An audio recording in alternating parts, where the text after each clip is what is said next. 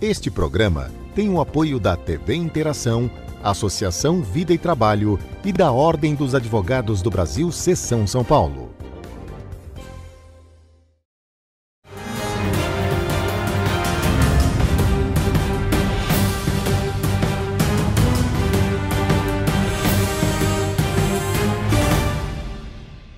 Estamos na TV aberta, canal 9 da NET, canais 8 e 186 da Vivo.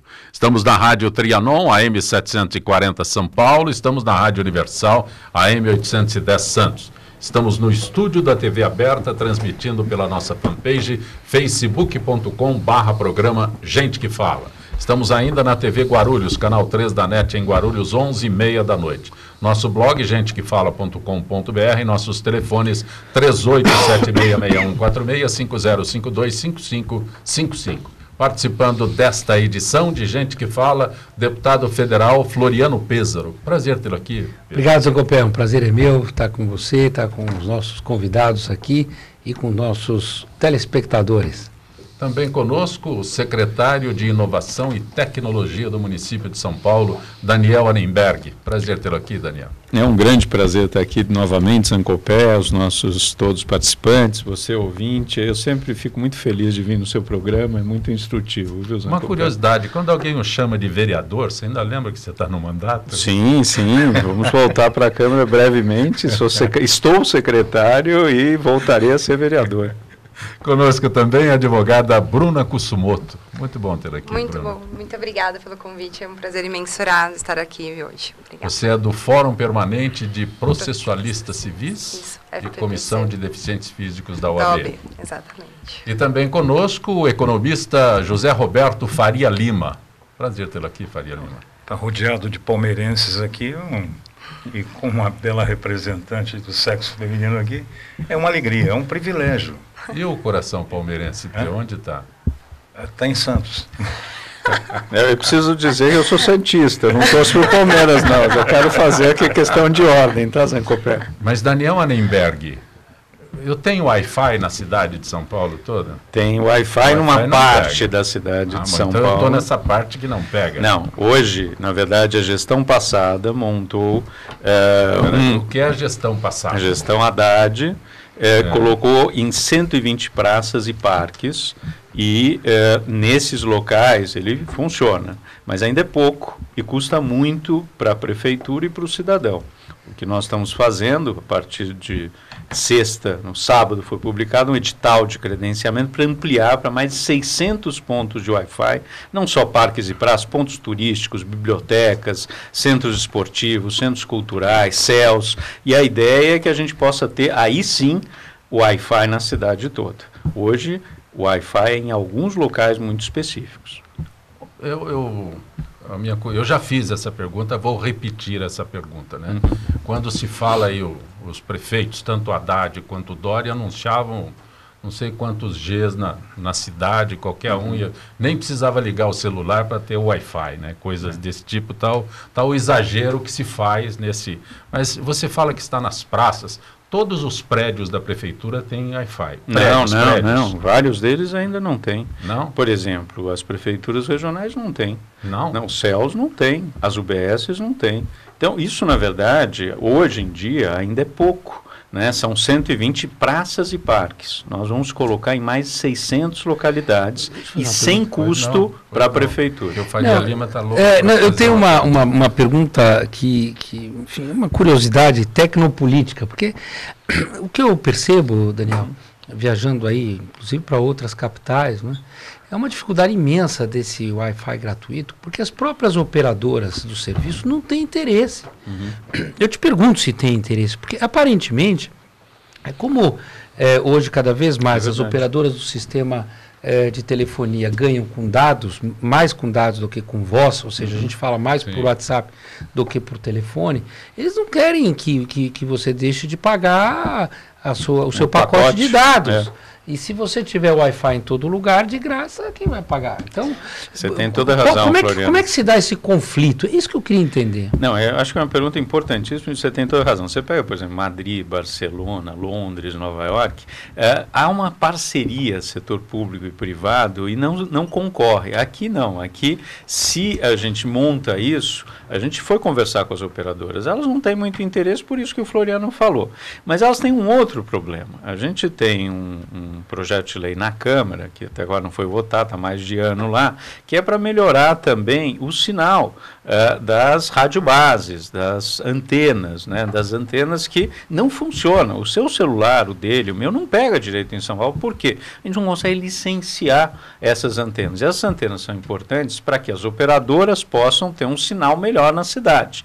Elas tendo isso, a gente podia provocá-las para que elas possam ajudar no Wi-Fi público. Elas não conseguem um lado, a gente não consegue outro, e a conta cai no colo do cidadão, que fica sem Wi-Fi, sem celular, paga caro e fica essa situação. Quando a gente vê outras cidades do mundo que funciona muito bem, você vai, por exemplo, para Madrid, lá na Praça do Sol, você chega, você baixa ali, consegue fazer funcionar, vê um vídeo institucional, que é isso que a gente está fazendo aqui agora.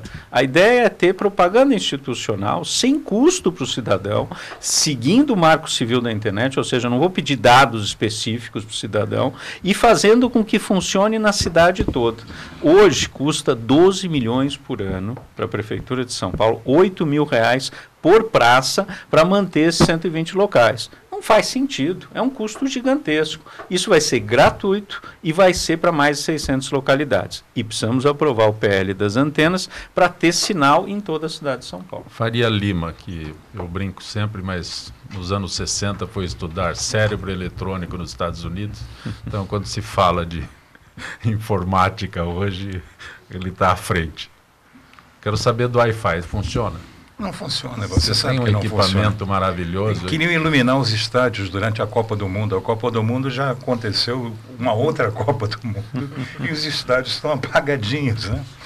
Por exemplo, existia um Wi-Fi na Assembleia aqui. Simplesmente deixou de existir.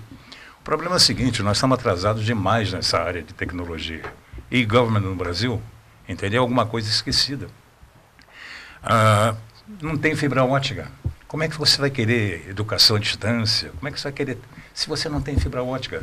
Não existe conversa entre as agências de serviços. Quer dizer, a Sabesp, o metrô, poderiam conversar, por exemplo, com a prefeitura. E onde tem um metrô, você poderia passar cabos de fibra ótica e fazer a interligação de toda essa estrutura. E não é feita. É um problema que é um problema de visão. A prefeitura, por exemplo, foi a primeira a utilizar computadores na América Latina. A Prefeitura de São Paulo, com Ademar de Barros, comprou 2 computadores 1401 em 1962, em SF6, quando a visão era policialesca, era de cobrar imposto. E o Ademar dizia o seguinte, nem conheço os vendedores da IBM, porque ele comprou. Naquela época, a IBM só alugava. Aí teve um sujeito magrinho, entende?, que morava lá em Osasco, ali na Cidade de Deus. Ele alugou um computador, um tal de Amador Aguiar. O cara era amador, né? Então, comprou um. Ou seja, em algum momento, a Prefeitura de São Paulo teve o dobro da mipagem do Bradesco. Entra numa agência do Bradesco enquanto elas ainda existem, porque elas vão desaparecer. Com certeza. E entra na Prefeitura. Só um outro aspecto, só para terminar. A Prefeitura, por exemplo, tem cadastros fantásticos que poderiam ser negociados naquela parte administrativa, não naquela parte, na parte administrativa e na parte para ceder para efeitos estatísticos, não na parte pessoal, né? E esses valores são jogados fora. Quanto é que não daria, entende, uma empreiteira dessas para saber qual o melhor local para construir alguma coisa em São Paulo? Como você pode gerenciar, entende, uma vitória e uma derrota? Agora você está em São Paulo, agora cheio de projetos Detecta. E você não tem proteção de criptografia nesses canais. Então fica todo mundo dizendo, olha que maravilha, agora você vai ter uma fichinha médica. E se entrar um hacker ou um cracker? Cracker é um hacker do mal. Entrar lá dentro e modificar o teu tipo de sangue. que é verde, né? Mudar um pouco, você vai ter... Deixa eu falar uma coisa, Faria Lima, mas só fazer um comentário. Nas 120 praças e parques funciona o Wi-Fi. É muito pouco. A fibra ótica, a gente está com um projeto de fazer uma concessão. Há quantos anos? Não, sim, mas a gente entrou agora na prefeitura faz 1 ano e 10 meses. Então, agora temos um projeto em que a gente vai apresentar para a Câmara fazer uma concessão. Mas você tem toda a razão. Um dos grandes problemas que eu acho, não só a Prefeitura de São Paulo, é a manutenção das coisas. A gente, por exemplo, tem hoje 65 mil computadores. São com mais de 7 a 10 anos de funcionamento. Não tem link, cabeamento, isso são várias gestões deixadas. E você tem razão. E não é só... É isso. Você tem toda a razão. Mas aí entra um problema sério, Faria Lima, você tem toda a razão, que é a questão de fazer gestão, de fazer manutenção das coisas. A gente está muito acostumado nesse país só a inaugurar as coisas e já agora resolver. Não resolve. Quanto tempo o gestor precisa para gestar? Não é isso. O que a gente precisa é ter políticas. Aparecer um prefeito aí que decide dizer o gestor. Sim, mas Faria Lima, a gente precisa de políticas de médio e longo prazo e políticas que mantenham as coisas. A longo prazo estamos todos mortos. A longo prazo estamos todos mortos. Daniel, eu já teve aqui várias vezes, e eu sempre brinco com você e digo que o Wi-Fi não funciona. Por que ter um Wi-Fi na praça e não ter Wi-Fi numa subprefeitura, num céu, sabe? Eu vou começar com os espaços públicos da própria prefeitura. Não, mas essa é a minha pergunta. Essa é a minha pergunta. Zancopé, tudo isso tem custo. E esse custo você precisa saber como é que você faz isso. Então o que a gente está propondo agora é que nem tem Madrid, Barcelona, você conseguir ter publicidade digital que permite manter isso, né? E que isso não seja uma coisa só para agora. Esse que é o objetivo, é como fazer para manter funcionando. E aí o Faria Lima tem toda a razão. O grande problema é pensar políticas. A primeira conexão. Pois mas depois tem que ter a manutenção disso. Certo. Porque senão as coisas vão se atrasando. Hoje, as prefeituras regionais não têm link, não tem cabeamento, não tem computador. Os sistemas da prefeitura são coisas de 20 e 30 anos atrás. Coisas do Faria Lima. Agora, de repente, Daniel, uma coisa avança mais e menos, né? Por exemplo, agora eu tenho usado de vez em quando o aplicativo de estacionamento aqui na cidade de São Paulo. Funciona muito bem. Isso é muito bom. Né? Assim como o aplicativo de ônibus, eu tenho andado agora mais de transporte público, que é ótimo, né? Porque o trânsito de São Paulo ficou impossível. Eu tenho andado de vez em quando, o bastante até, de ônibus. De ônibus. Porque eu vou pelo corredor de Santo Amaro para ali é só ônibus. Eu desço na Lorena com a 9 de julho. Só ônibus. Então eu uso o corredor. É realmente extraordinário. Eu demoro, sei lá, 15, 20 minutos de ônibus. E o aplicativo da SP Trans também é muito bom. É verdade. Também é muito bom. Verdade. Né? Ainda falta a gente conseguir ver a linha que a gente quer chegando no ponto. Isso ainda já é o referenciado. Também vai dar, porque os ônibus já estão com GPS, né? Não, já. Isso é gestão. Mas Bruna, você não está excluída. Não, eu queria fazer uma pergunta. Aqui, The Ladies Last. Não, Daniel, até uma curiosidade, tá? Sim. Eu trabalho muito com essa questão de estatística do consumidor, referente a conciliações, mediações, como a gente pode fazer isso no judiciário, tá bom? No entanto, quando eu vejo para fazer audiência de conciliação, que é o novo Código de Processo Civil, trouxe essa ideia, né? Vamos fazer conciliação, vamos trazer as empresas. Eu vejo que as empresas, como as operadoras, elas nunca fazem conciliação. Elas levam isso até o STJ sabendo que vão perder. Ponto. A minha questão é, se a gente traz esses pontos, bem como, não só questão jurídica, mas no PROCON também, que eles levam um monte de multa, e também temos a Anatel, né, que também fiscaliza isso, e tem multa para eles, mas ou eles não pagam, ou eles não cumprem, eles não estão nem aí. Eu sei que não é uma questão, não é só jurídica, eu vejo que também a prefeitura, se a gente conseguisse linkar, fazer uma conexão entre esses dados, seria uma forma da gente fazer uma compensação. Eu não sei se isso é possível, mas uma compensação assim, você deve 1 milhão, por exemplo, de multa administrativa por não cumprimento das normas previstas na lei. Então, vamos lá. como é que a gente pode fazer para a gente compensar esses débitos? Porque Perfeito. imposto, eu sei que, querendo ou não, é muito maior, né, essa compensação. Mas vou te dar um exemplo, Bruno, você tem toda a razão. A gente já está fazendo isso. Teve um termo de ajuste de conduta, um TAC, na Justiça, com a Telefônica, que deve 52 milhões para a Prefeitura de São Paulo. O que a gente já tem um grupo e a gente já implantou em cada prefeitura regional, tinha link de 2 mega, que não dá para ver nada. Eles implantaram 50 mega em cada prefeitura e vão refazer todo o cabeamento dessas prefeituras regionais para usar esse recurso em prol da prefeitura e da população. A gente está fazendo a mesma coisa com eles com o CELS. Então, esse dinheiro que eles devem, a gente fez um acordo para eles fazerem toda a infraestrutura de todos os CELS. É isso que você está falando, é o que a gente está fazendo. E tem que ser feito dessa forma, para fazer com que forçar as operadoras a participarem mais, não só através de um termo de ajuste de conduta, mas em parcerias. O ideal é que elas ajudem a gente a fazer isso para toda a prefeitura. Sim, né? é trazê-las, né, para participar. Lógico, você tem toda a razão. Esse edital lançado sexta-feira, já publicado sábado, já está em... Já está, estamos esperando agora as empresas se credenciarem. O formato é o mesmo da Zona Azul Digital, não exclui ninguém, permite que várias operadoras e possíveis fornecedores participem e possam colocar na cidade toda.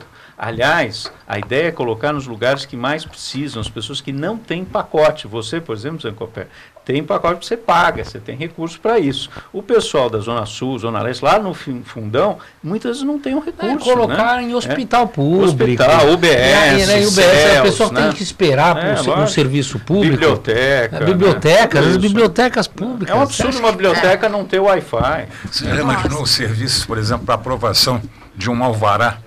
A construtora chega com um CDzinho, com tudo quanto é informação ali, num CDzinho. Sim, mas você sabe que eu 3 ou 4 carrinhos. Eu trabalhei na área de TI. Para levar os processos. Não, mas vou te dar uma boa notícia. Deixa eu te falar. Mas não me dá, eu passo mal, eu estou feliz com a vitória do Palmeiras. Não, mas deixa eu te dar uma boa notícia. 90%. Nosso Santos não está fazendo muito bem. Sofrer. Mas deixa eu te dar uma boa notícia. Não conta, não, porque eu preciso. 40 anos. Não, 90% dos novos processos na prefeitura já estão entrando em formato digital. Não entra mais em papel. Que maravilha. Não entra mais. Eu já falei, já vim aqui, já contei isso para o Zancopé. Mas você sabe que tinha uma resistência muito grande. Muito, e continua. Do próprio funcionalismo. Você pode acompanhar, inclusive, a evolução da construção. Você tem condição hoje. Quando a gente digitalizou as plantas... Por imagem, você controlar isso. Imagem de satélite controlar isso. O governo Serra Kassab, a gente começou essa área de digitalização das plantas. Eu ajudei.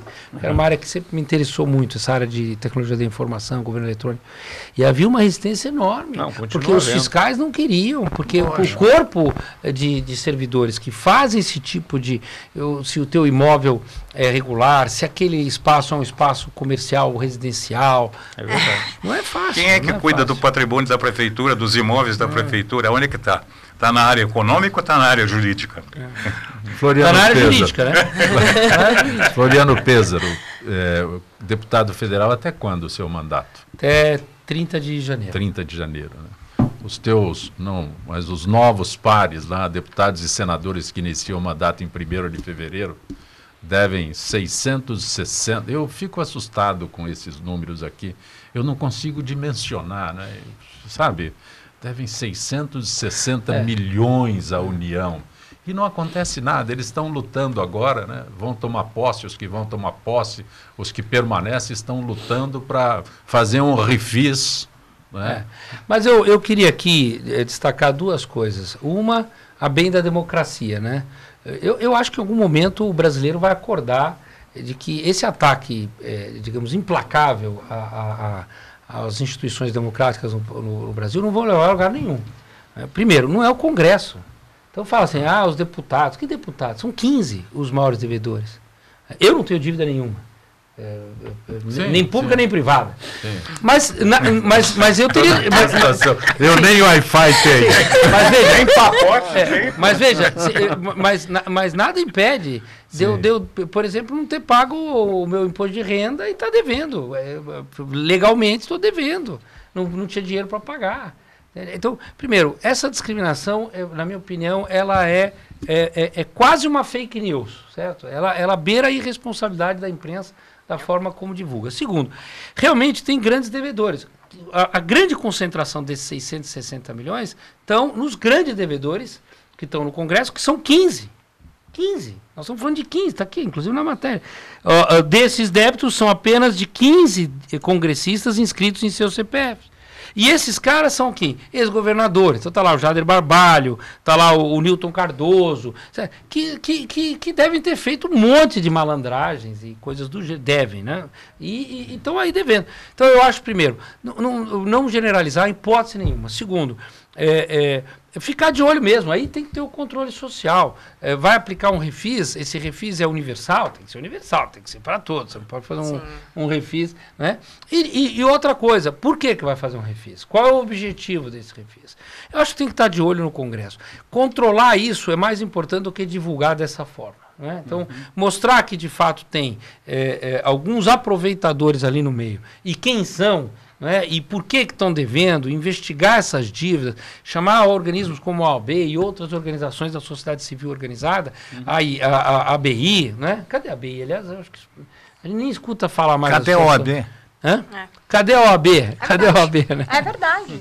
Cadê a OAB? Isso é uma pergunta que eu também faço, porque existem coisas muito boas que a gente faz, como é a Comissão de Deficiente Físico, que é um setor assim que, depois que o nosso presidente da OAB teve um acidente, todo mundo começou a olhar pra gente. Porque até então, para participar de feiras da Reatec, a gente que tinha que pagar, nós membros, entendeu? Gravíssimo. Exato, mas só por isso começaram a olhar, porque até então era deixado de lado, era aquilo, o que sobrar, sobrou. Mas assim, eu acho que a OAB é responsável por isso.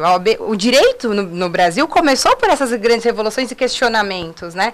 E a gente está deixando de lado. Ninguém está indo lá impugnar, perguntar, sabe? Bater na porta. Mas por quê? E tem que colocar, tem que pegar o celular e fazer um live e falar assim, olha, estou aqui no Congresso, estou aqui com um congressista que está devendo, por que você está querendo aprovar esse refis? A benefício do quê? São de 15 milhões de devedores? São de quantas empresas devendo?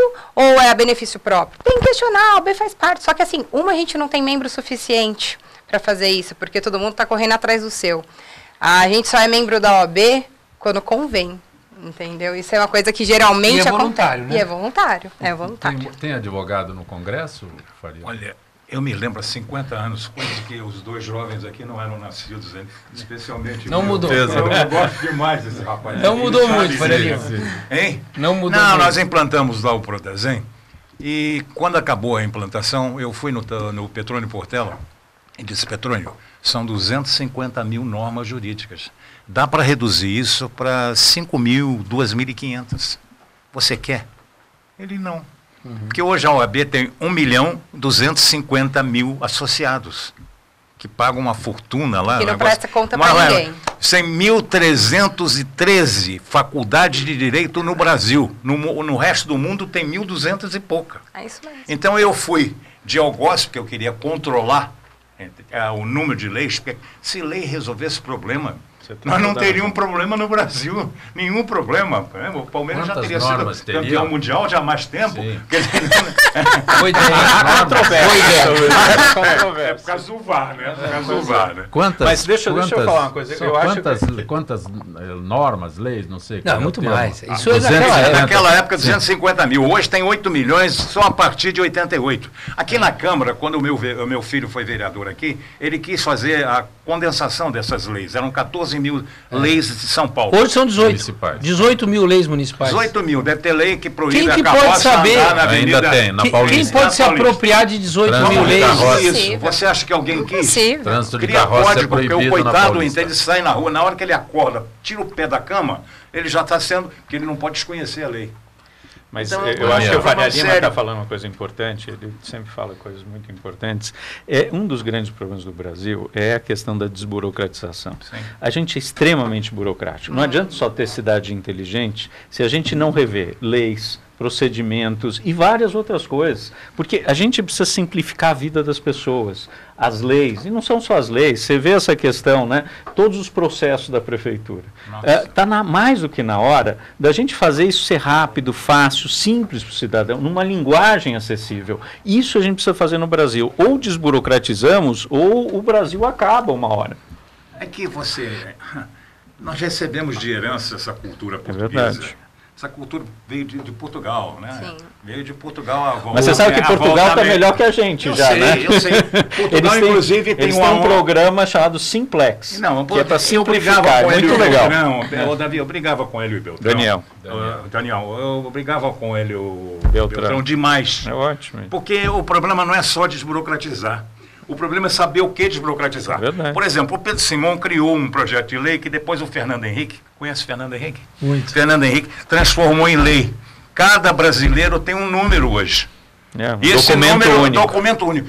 Que é uma estupidez, porque é uma coleira eletrônica. Você entendeu? Uma coleira eletrônica. Mas nunca foi se o Hitler tivesse um computador, não só ajuda da IBM, como é que seria o processo? Você sabe que a Estônia fez isso e eles estão muito bem com o documento único. Eu sei, mas a Estônia, ele cabe aonde? Cabe no Bexiga. Mas é um exemplo de cidade inteligente. Não, existe quantidade e qualidade.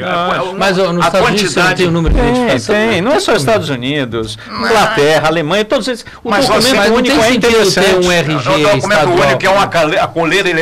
Eles estavam atrás do cadastro do é bom ter um documento único. O cadastro do TSE. O melhor cadastro agora entende era aquele controle. O melhor cadastro que existe no Brasil é o da Receita. Por que você precisa ter? Você precisa ter o número do CPF, o RG, título de eleitor. As leis todas americanas que basearam toda essa visão, entende? Foram transformadas no 11 de setembro.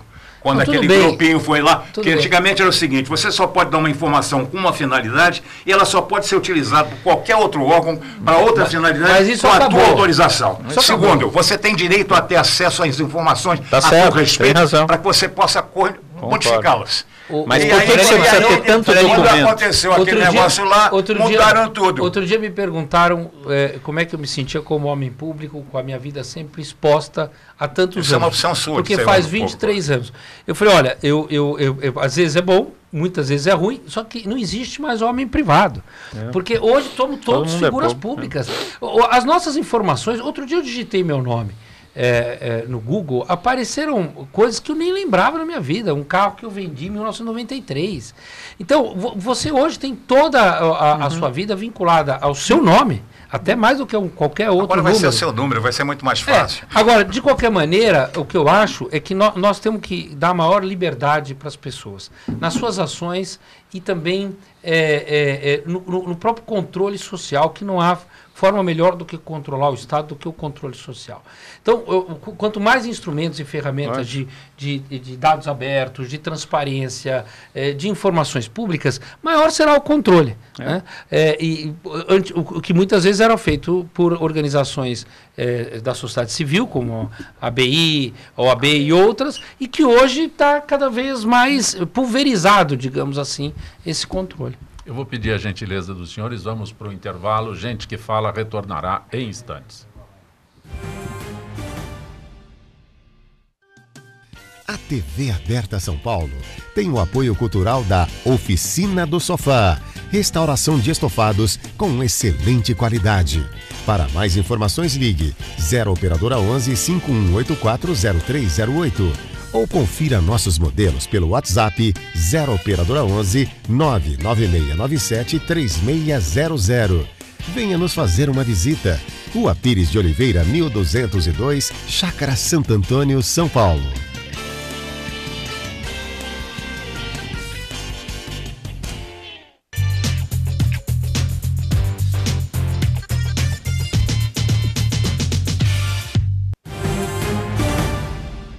Mas assim...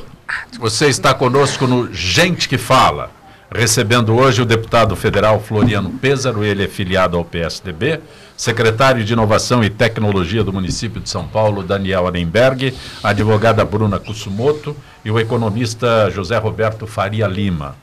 Pêsaro, se o Brasil não for para todos, não será para ninguém.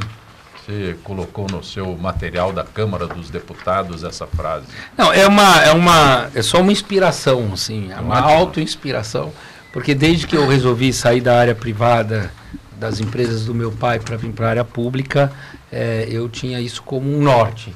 Ou seja, nós temos uma sociedade dividida em estamentos, classes sociais muito bem definidas, onde há um contingente de pobreza insuportável para qualquer nação que se queira digna, com um agravante, que eu sempre disse, diferente de nações africanas, onde você tem uma pobreza muito extensa e uma riqueza muito, muito concentrada. No Brasil você tem muita gente rica, muita gente de classe média e muito mais gente pobre. Então é uma sociedade realmente estratificada. E que se a gente não buscar uma aproximação maior entre ricos e pobres, ou seja, diminuir essa distância entre ricos e pobres no Brasil, criando uma classe média maior, né?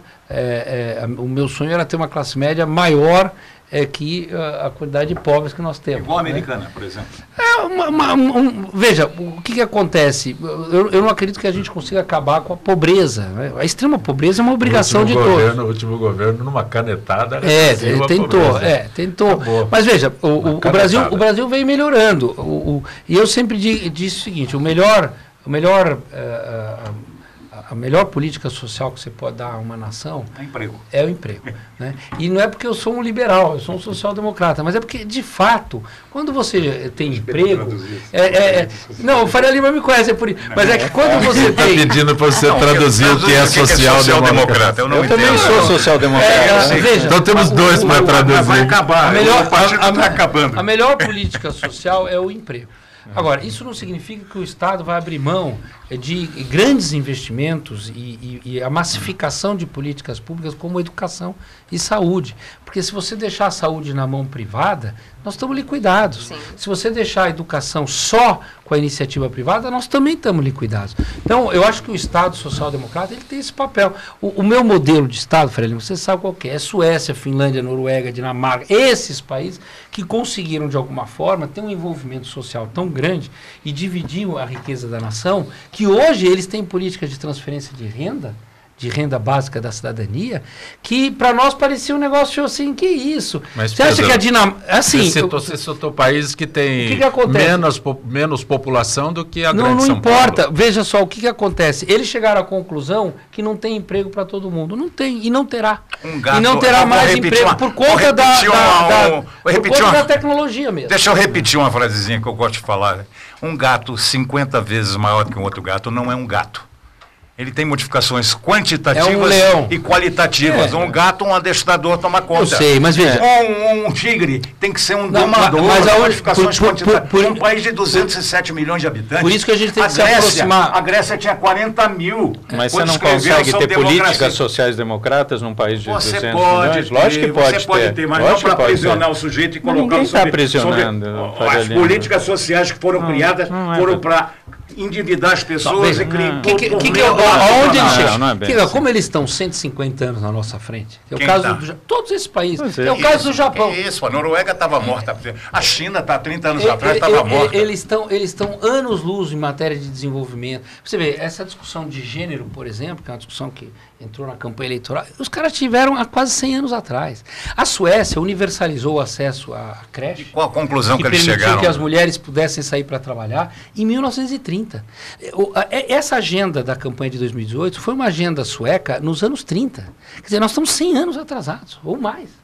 Então, o que eu quero dizer? Hoje, por conta da tecnologia da informação e da quantidade de modernidade, eles sabem que não tem mais emprego para todo mundo, eles criaram o maior programa de transferência de renda. Eles pegam a renda nacional e te dão, é um imposto de renda invertido, eles te pagam. O projeto que você devia deixar o Suplicy a oferecer. Então, veja bem. Mas você veja como não, veja bem. Como é importante a presença do Estado. Não. Porque você sabe por quê? Porque se eles não garantirem renda, não tem consumo. Deve ter só um monopólio da justiça, o resto deve desaparecer. Lima, se não tem consumo, se não tem renda, se não tem renda, se não tem renda, não tem consumo. Por isso que eu gosto do programa. Só para ter, se não tem renda, não tem consumo. Se não tem consumo, mata o capitalismo. Então o Estado, para regular esse sistema, ele prefere dar dinheiro. Ah, mas eu não estou fazendo nada, não faz mal, você faz parte da riqueza da nação.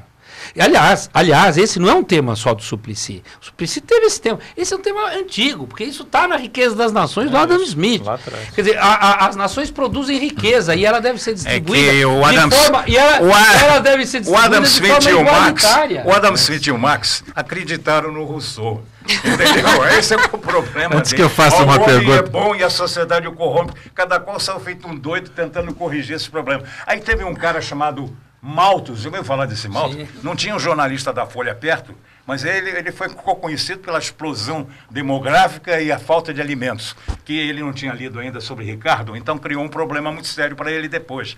Mas esses debates, entende, são debates que a gente tem que superar agora. Nós temos hoje um país que tem tudo que o mundo inteiro deseja. Não, mas nós temos 50 milhões todas as de tecnologias pessoas que nós temos aqui, Faria nós Lima. nem sabemos como funcionam. É feito mulher dirigindo o carro, tu aperta o acelerador e o freio, não precisa saber se tem motor. Então nós temos a tecnologia da energia solar. Acho que a Bruna não dirige dessa forma. Não, mas ela dirige com GPS. Acho que a Bruna... Mas você tem que lembrar uma coisa, Faria Lima, tecnologia é meio, é para construir uma sociedade melhor. Tecnologia Imagina, é um deixa eu só deslumbramento, falar. Não importa. Não importa. É um deslumbramento Deixa eu só feito falar. fogo, feito a máquina de fogo. Eu concordo com você. É um Mas deslumbramento. a tecnologia tem que ser para a gente ter mais qualidade de vida. Se não for para isso, para que serve a tecnologia? Não só isso. Imagina um país totalmente liberal, que o governo não imagina mais qualidade Faria de Lima, vida, Davi. Como, Davi? Daniel, Daniel. Faria Lima, deixa eu te falar uma coisa. Se não tiver governo, vamos dizer um governo totalmente liberal. Você privatiza tudo. Educação, saúde, isso não dá para você simplesmente soltar e dizer deixa que o mercado se regula. Então você precisa ter governo. Isso é uma política social-democrata. Você precisa privatizar algumas coisas? Precisa. Desde que eu seja governo. Não é desde que seja de governo. Lógico. Esses países, se deixa que eu você seja for pensar, Alemanha, França, Inglaterra, também tem políticas sociais democratas há mais de 50 anos. E melhoraram Independente muito. do partido, Independente do partido. A gente não está Já falando que- aqui se é o Partido Liberal ou o Partido Social-Democrata. Mas, tratar de Daniel, Floriano, e como fica o PSDB depois dessa eleição? Não, ficou mal. Vai ressuscitar. Ficou mal, mas mas veja, nem tudo Eu é para mudei sempre, completamente o assunto porque... né? Não, nem tudo é para Você sempre. vai ficar no PSDB do Dória ou no PSDB do Geraldo? Não sei. Eu acho que o PSDB precisa se pensar, né? Se repensar. É porque verdade. Vamos fazer uma autocrítica. É óbvio. Nós Se tomamos- afastar do nós- PT. Nós tomamos uma porrada essa questão. Você dos também é eleitores. filiado ao PSDB. Sim, sou vereador pelo PSDB. Nós tomamos uma porrada dos eleitores, uma chacoalhada, digamos assim, que a gente precisa rever. Né?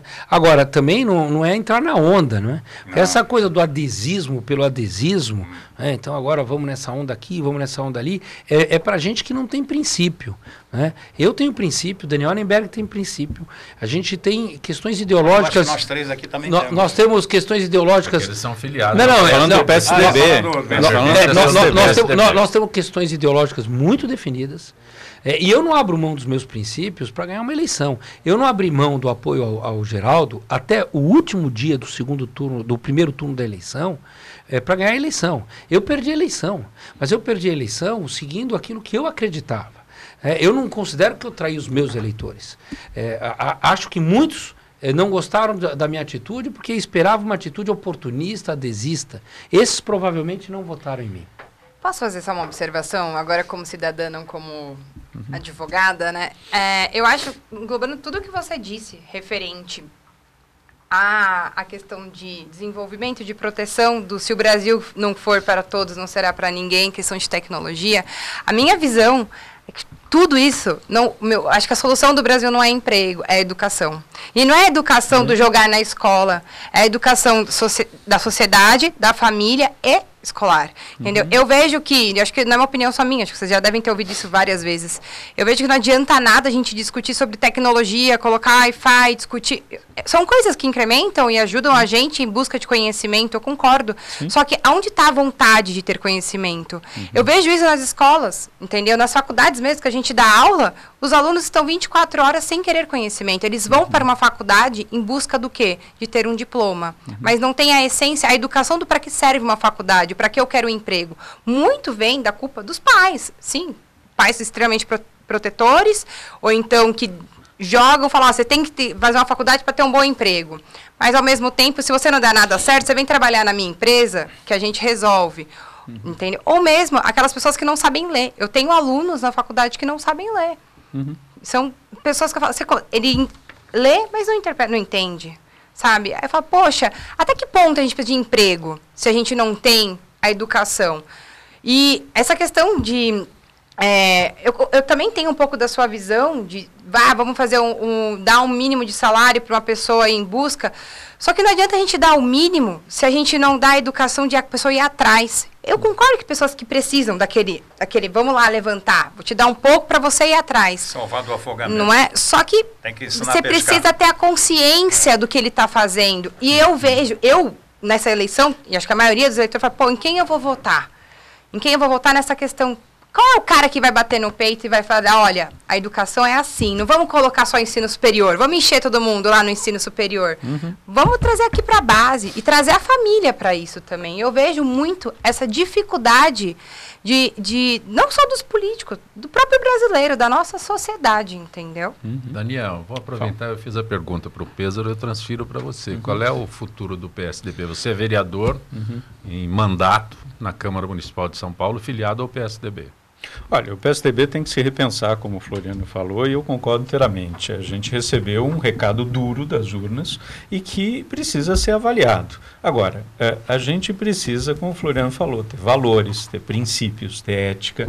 E isso, tanto ele quanto eu, a gente não vai abrir mão, de fato, para entrar numa onda e, de repente, dizer, olha, estamos todo mundo junto. Porque a política é um pendro. Né? A gente foi agora mais para a direita, como estava lá para a esquerda, e a gente está mais aí no centro-esquerda, vamos dizer assim.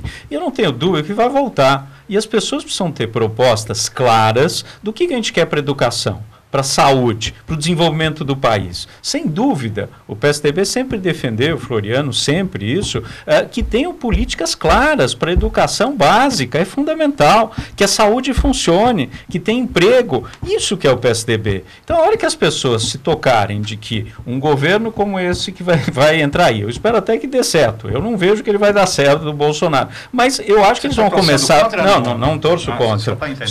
Eu acho que não vai dar certo porque não é... Ele não tem políticas... Não é isso. Não. Porque não tem políticas claras e porque não tem pessoas com capacidade para isso. Nossa. Mas eu não tenho dúvida. Eu não tenho dúvida. De valor. Desculpa, deixa eu terminar. Não, eu deixo.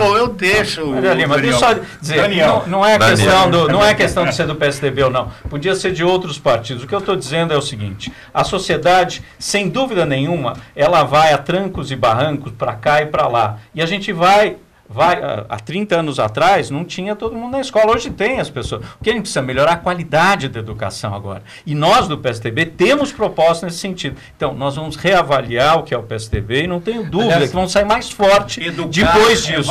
Aliás, valores. Não tem. Ensinar. O ensino, a busca da informação, o monopólio não está mais na escola. Nós estamos falando de internet, falando dessas coisas. A internet acabou com o monopólio da transferência de conhecimento, que era da escola, não é mais. Mas a internet não sabe ensinar, né? Porque então você vai acabar com a escola?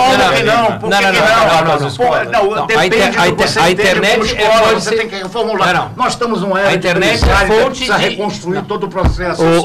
Você precisa ler o Steve Bannon, então, agora, fraudando a democracia, porque a internet, ali fica claro... Trabalhava na sistemática, então, a internet fica claro que ela pode até ser fonte de consulta, jamais você vai ser educado pela internet, até porque grande parte das informações que circulam na internet educação começa falsas, se você acredita em Deus. Falsas. Se você acredita em Deus, você começa a ter favor do ensino à distância. Só ensino à distância. Lógico. Ensinar é uma coisa, educar é outra. Educar é outra. Você está confundindo as coisas, você está confundindo as coisas.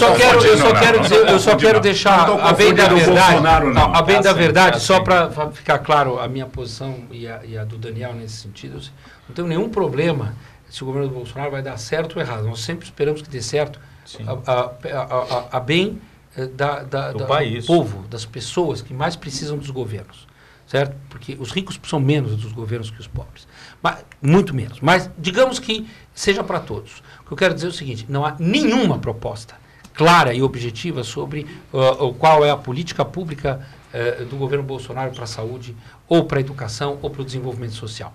Então, eu não posso nem julgar, porque não há... Simples fato de ter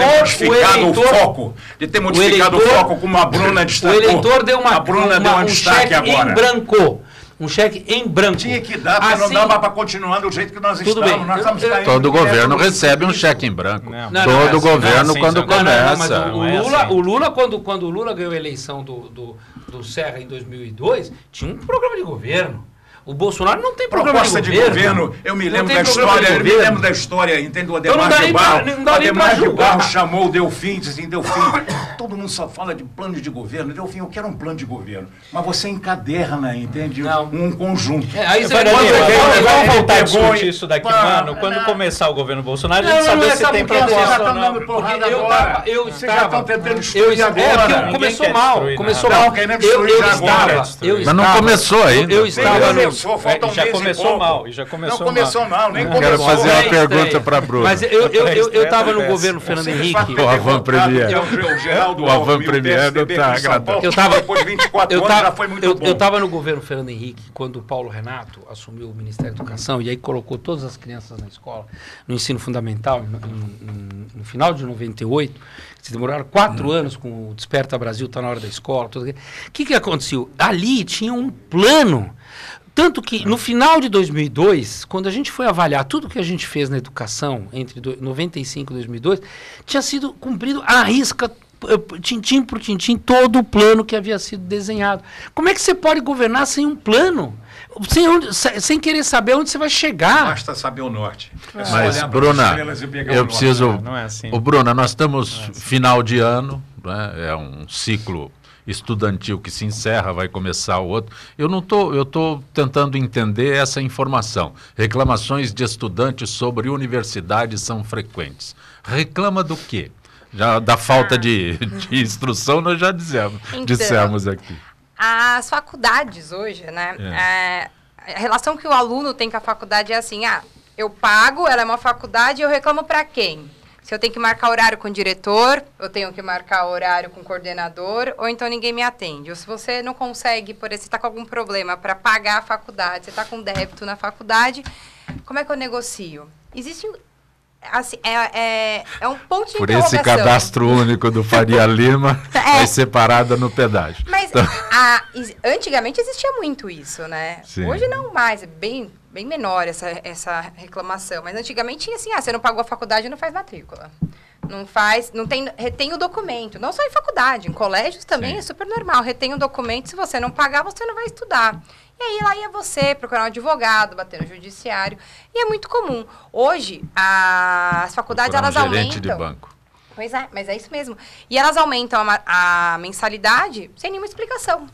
Só que não, existem explicações. O problema é que nenhum estudante, nem pai sabem que você pode exigir isso da faculdade, né? Então, a faculdade, 45 dias antes, ela tem que colocar o valor da próxima mensalidade, da matrícula, né? Mas esse valor não é detalhado. Você pode pedir, aliás, você deve exigir essa planilha de custo.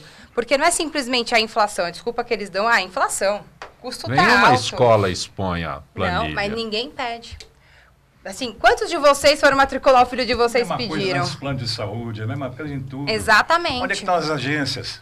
Então, mas os alunos não têm consciência que eles são consumidores. E eles devem, sim, pleitear isso. Tem que pedir, falar, olha, tá bom, eu não concordo, você faz uma cartinha à mão. Muitos se sentem constrangidos, porque como não pagaram, eles acham que então eles perdem parte desses direitos de poder estudar e como estudar. Eu concordo com você, mas aí vem mesmo aquela questão que eu sempre filosofei, não sei, as pessoas têm que ter um pouquinho de direito antes de sair do fundamental. Por quê? Todo mundo já deveu um dia na vida, ou vai dever, ou tenta não dever. Essa é a nossa função, nós não vamos dever para ninguém. Mas alguma dificuldade, às vezes você atrasa uma parcela, você quer negociar. Se você tem essa informação de que a faculdade, se você deve alguma parcela e você vai fazer a matrícula e você tem condições de fazer um acordo, se a faculdade não quer pagar, você entra na justiça. Pede uma liminar para conseguir fazer a matrícula, tá bom, a sua rematrícula, e no processo você negocia o acordo, a forma de pagar. Sim, a gente tem esse direito e as pessoas não sabem. E aí vem multas, e a multa, todo mundo fala, pô, multa é super Porque o boleto aceita qualquer coisa, né? Multa 5%, multa... Não, a multa é legal, é 2%. Então, a gente tem todas essas informações que a gente pode, sim, conhecer, ir atrás, buscar, tá? Existe um site desses núcleos estudantis que eles colocam lá todos os porquês, como falar, o que negociar e quais são os seus direitos, qual é o valor da multa, o valor dos juros que eles podem cobrar, tá? E a forma que você pode conversar com a faculdade. A multa é 2%, o juro... Daniel, a Mariana da Vila Prudente pergunta sobre a importância da inovação para a sobrevivência das empresas. A Mariana quer saber, Daniel. É fundamental. Com o Faria Lima, eu concordo nesse aspecto com ele. Falou. Concorda em alguma coisa? Nós somos santistas, não podemos brigar. Não, mas eu não estou brigando. eles vão dominar o país aí. Não, que é isso. Eu quero dizer que a inovação é fundamental hoje, e o Faria Lima tem razão nisso, para a gente mudar a forma de fazer as coisas no mundo e no Brasil especificamente.